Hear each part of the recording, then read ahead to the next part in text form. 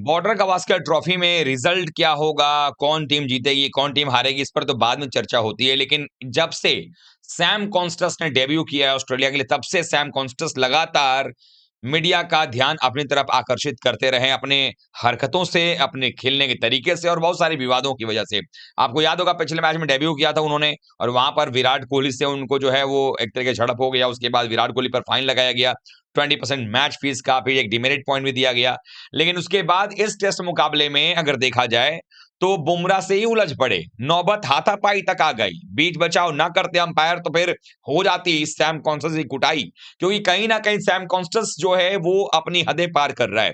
लगातार हम सब देख रहे हैं कि वहां की जो मीडिया है वो कॉन्स्टेंस को उकसा रही है, उसे उकसावा में आ रहा है। हालांकि ये जानते हुए कि ऑस्ट्रेलियन टीम में सिलेक्शन उसी टीम खिलाड़ी का होता है जो खिलाड़ी परफॉर्मेंस करता है। अगर आप सिर्फ बात करेंगे, विरोधी टीम के खिलाड़ियों को उकसाएंगे और आपका खुद का परफॉर्मेंस अच्छा नहीं होगा, तो बहुत जल्दी टीम से विदाई भी आपकी कर दी जाएगी। तो ऐसा लगता है जैसे कि सैम कॉन्स्टेंस को डेब्यू जो है वो खेलने के लिए नहीं, सिर्फ उकसाने के लिए किया गया है। अब ये जो लड़ाई हुआ वो मैदान पर कैसे हुआ अब आपको बताते हैं। दरअसल भारतीय पारी जब समाप्त हुई और जब ऑस्ट्रेलिया की पारी शुरू होती है, ख्वाजा और कॉन्स्टेंस ओपनिंग करने आते हैं। पारी का तीसरा ओवर होता है और इस ओवर के बाद भी अगर देखा जाए, जब बॉलिंग कर रहे थे बुमराह, 2 गेंदें बाकी थी और उन 2 गेंदों के बाद भी लगभग 1.5 से 2 मिनट का समय बाकी था। तो बुमराह ये चाह रहे थे कि उन 2 गेंदों को अगले 1 डेढ़ मिनट में वो खत्म कर देते हैं, अगर 1 मिनट में, तो फिर 1 ओवर और हो जाएगा और वो 1 ओवर जो है वो काफ़ी होगा ऑस्ट्रेलिया का 1 विकेट निकालने के लिए, क्योंकि ऑस्ट्रेलियन बल्लेबाज जो है इस वक्त कहीं न कहीं बैकफुट पर होंगे। वो सोच रहे होंगे कि भाई बिना विकेट के अगर हम जाएँगे तो ज़्यादा बेहतर रहेगा। इसी क्रम में ख्वाजा जो है थोड़ा टाइम पास कर रहे होते हैं। ख्वाजा जो है समय ले रहे होते हैं अपना कि भाई किस तरीके से वो जो सेकंड्स की सुइयाँ चल रही होती हैं, उसको खत्म किया जाए, समय खत्म किया जाए। लेकिन होता ये है, बुमराह बॉलिंग करने आते हैं। ये होती है चौथी गेंद करके आते हैं, 5वीं गेंद करने जाते हैं और वहाँ पर तैयार नहीं रहते उस्मान ख्वाजा। इसको लेकर के बुमराह सवाल करते हैं कि यार अभी तक आप तैयार क्यों नहीं हैं? अब ये सवाल उनका पूछना था, ख्वाजा ने तो कुछ नहीं किया, दोबारा से वो गार्ड लेने लग गए। लेकिन नॉन स्ट्राइकर एंड पर खड़े सैम कॉन्स्टेंस ने अपना उड़ता तीर पिछवाड़े में ले लिया। उन्होंने क्या किया कि वो चले गए, कुछ बोलने लग गए। बुमराह अपने बॉलिंग मार्क पे जा रहे थे, वापस आते हैं। आने के बाद बुमराह उनसे पूछते हैं, "क्या हुआ? What is the problem?" ये पूछ रहे हैं, क्या है, तुमको क्या प्रॉब्लम है? अगर मैं उनसे बात करूं, तुमको क्या प्रॉब्लम है? इसको लेकर झगड़ा होता है, बीच बचाव जो है अंपायर वहां पर आए करते हैं, माइकल गॉफ वहां पर होते हैं और दोनों ने जो है बीच जाओ करके इस तरह से हटाया कि भाई ये झगड़ा मत करिए, झगड़े का वक्त नहीं। तब तक वो समय जो है वो निकल जाता है। अब टाइम हो गया था डे एंड का, यानी कि स्टंप्स का टाइम हो गया था। अब ये तय हो चुका था कि ऑस्ट्रेलिया जिस चीज को करना चाहता वो कामयाब हो गया।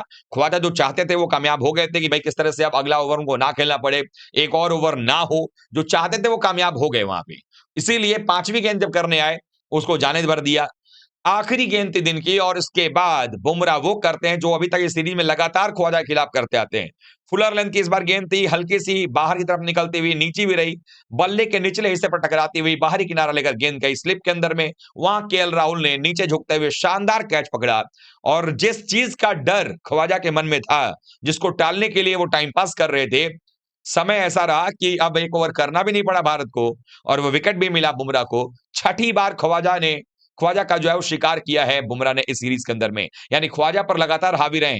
इसके पहले 2016 में ऐसा हुआ था जब रविंद्र जडेजा ने एलिस्टर कुक को 6 बार एक ही सीरीज में आउट किया था और यहां पर अगर देखा जाए तो अब बुमराह ने ख्वाजा को अपना शिकार बनाया छठी बार। हालांकि एक पारी अभी और उनकी आनी बाकी होगी, तो 6 बार तो कम से कम ये कारनामा कर दिया और इसी के साथ जब उनको आउट किया तो वापस जाकर के सैम कॉन्स्टेंस की आंखों में आंखें डाल करके उस समय चुपचाप सर झुका के वापस गए।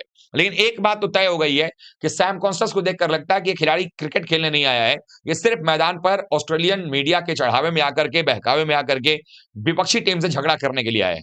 और आप देखेंगे भी कि ऐसे प्लेयर्स का करियर बहुत ज्यादा दिन तक चलता नहीं है, क्योंकि अगर आप अपने क्रिकेट पर से ध्यान को अगर हटा करके सिर्फ आप लड़ाई झगड़े में फोकस करेंगे, तो ना तो आप विराट कोहली हैं, ना आप सचिन तेंदुलकर हैं, जिनका कंसंट्रेशन लेवल अलग लेवल का है।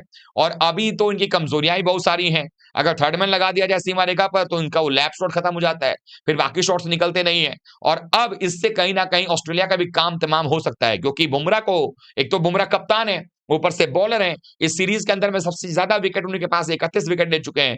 उनको उकसाना ऑस्ट्रेलिया को भारी पड़ेगा, क्योंकि अगर वो अपने लय में रहे और बॉलिंग करेंगे तो हो सकता है ऑस्ट्रेलिया की टीम को 150 रन के अंदर ऑल आउट कर सकती है। तो अब ये उकसावा कितना महंगा पड़ेगा ऑस्ट्रेलिया को, ये तो खैर वक्त बताएगा। लेकिन ये जो मैदान पर हो रहा है, ये दिखा रहा है कि ऑस्ट्रेलिया के इस नए नवेले लौंडे ने आकर के सिर्फ ना उकसावा किया है, बल्कि इसको कहा गया है कि जाओ भारतीय प्लेयर्स को उकसाओ और हमें मैच जिताओ। अगर उकसावे से मैच जीतना होता तो ऑस्ट्रेलिया के पास सारी ट्रॉफी लगातार होती। ऐसा कभी नहीं होता है। वो भी हारते हैं। कोई और भी टीम जीतती है, चैंपियन बनती है। तो इसलिए उकसावे से ज़्यादा ज़रूरी है कि लॉन्डे को अपना विकेट पर ध्यान देना चाहिए कि कैसे मैं बैटिंग करूँ, अपने क्रिकेट पर ध्यान देना चाहिए, ज़्यादा बेहतर रहेगा। आप लोग कैसे देखते हैं इस वाक़ये को जो हुआ पूरा मैदान पर? कमेंट करके बताइएगा। वीडियो को लाइक कीजिएगा, शेयर कीजिएगा, चैनल सब्सक्राइब कर लीजिएगा। मिलते हैं एक बार फिर से, तब तक के लिए आप सभी का बहुत-बहुत धन्यवाद। Thank you so much.